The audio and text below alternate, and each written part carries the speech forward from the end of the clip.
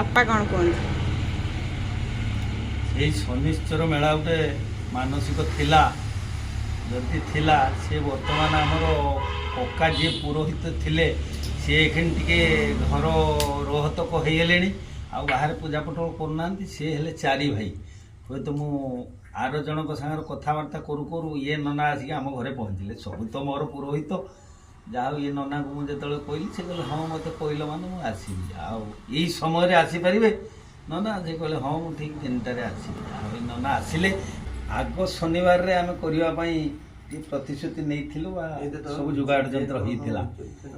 ता भितर गोटे विघ्न हो गला आमर जड़े एपट सेपट लोक टे मारा गले आम 5 दिन टे निराम कलु